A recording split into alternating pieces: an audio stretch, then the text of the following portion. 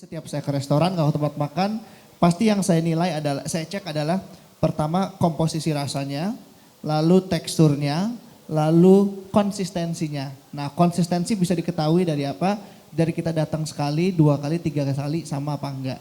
Nah berarti sebenarnya kalau kita nge-review itu nggak bisa cuma hanya sekali doang datang. Nggak boleh justru, benar. Nah itu Dan saya juga ini pelajaran yang sangat bagus sih. Karena mungkin setiap orang hanya berpikirnya, oh hanya nge-review makanan itu hanya kita datang satu restoran, nyobain foto-foto, posting, kasih komentar, that's it, udah. Nah sekarang beralih ke Kevin Ramang. Kevin, jadi sebagai ini kan dikenalnya sebagai apa ya, review restoran. Penulis. Penulis dan review. Lagi. Nah, sih kenapa? Sebenarnya tantangan yang menulis review makanan tuh apa sih sekarang kalau dilihat banyak sekarang anak-anak muda nih. Sekarang tuh kan giat banget ya untuk makan lalu ngasih komentar. Enak ini bos. enak banget. Ya, gitu. Sampai mau B mati. aja. Sampai mau mati rasanya mas enaknya. Apa? Kalau ada yang bilang mau mati mbak, aku selalu bilang mau mati ya innalillahi wa inna ilaihi raji'un. Terus apa tantangannya menulis review makanan tuh apa sih, kan kita pengen tahu semua ini. Iya. Sebetulnya ya kalau dari kacamata saya memang menulis tentang makanan itu justru fokus kita itu kalau dalam konteks review ya mbak ya, restoran itu justru fokus kita tuh jangan ke makanannya doang. Karena makanan itu ibarat sebuah jendela supaya kita bisa melihat hal yang lebih luas. Kayak dengan kita makan kita bisa ngeliat budayanya, dari kita makan kita bisa ngeliat status ekonominya, dari kita makan kita bisa ngeliat ada siapa di situ, suasananya, bahan baku yang dipakai sebenarnya luas sekali. Nah, tapi menyambung ke konteksnya Mbak Santi tadi soal ulasan makanan, salah satu yang paling saya jadi patokan tolak ukur ya Mbak ya ketika nulis soal kuliner itu kalau dari segi saya adalah nilai yang dibawa oleh makanan itu sendiri. Mau itu di restoran yang ada di Ashta gitu ya, sampai yang ada di depan jalanan Senopati itu semua punya nilai sendiri.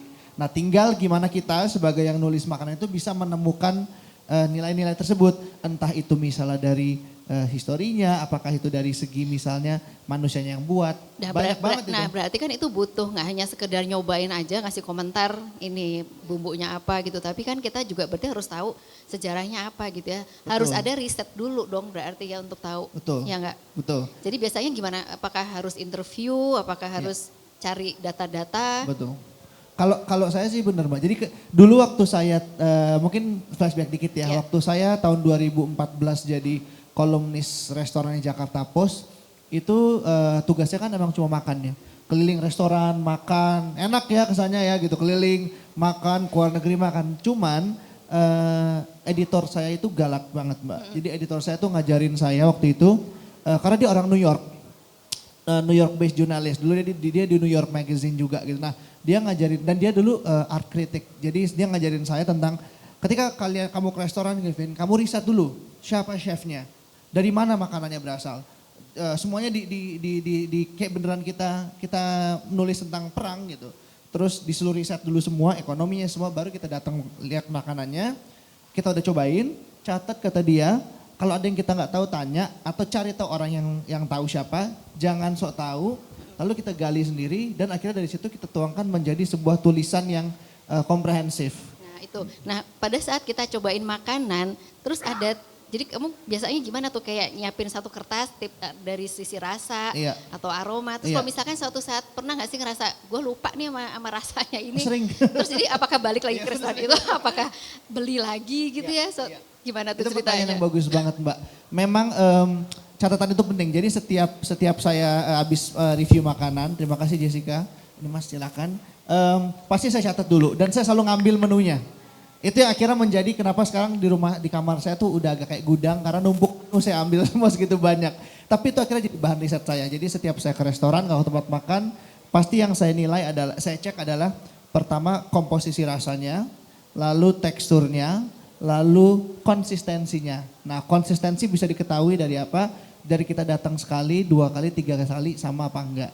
Nah berarti sebenarnya kalau kita nge-review itu nggak bisa cuma hanya sekali doang datang. Nggak boleh justru, benar. Nah itu dan saya juga ini pelajaran yang sangat bagus sih. Karena mungkin setiap orang hanya berpikirnya, oh hanya nge-review makanan itu hanya kita datang satu restoran, nyobain foto-foto, posting, ngasih komentar, that's it, udah. Tapi enggak. Benar. Dan saya biasanya suka ngasih jeda waktu misalnya ada restoran baru buka. Kalau sekarang kan restoran baru buka, orang-orang pada buru-buru kita foto, kita videoin. Kalau saya nggak boleh. Jadi saya kasih jeda 1 bulan supaya restoran itu punya waktu untuk dia menata diri. Menunya mungkin dibenerin dulu, servisnya dirapihin dulu. Jadi kita kasih jeda 1 bulan. Untuk kasih kesempatan dia untuk oke, udah berjalan secara normal ya. Di 1 bulan Iya. itulah baru saya datang. Karena biasanya. belum tentu di saat pertama kali itu datang, belum tentu mungkin yang namanya tim dapur kali ya, mungkin dia belum konsisten atau rasanya ada yang enggak, tapi seenggaknya dia pas kamu datang lagi tuh dia udah. Setidaknya diharapkan sudah konsisten. Iya betul gitu. setuju.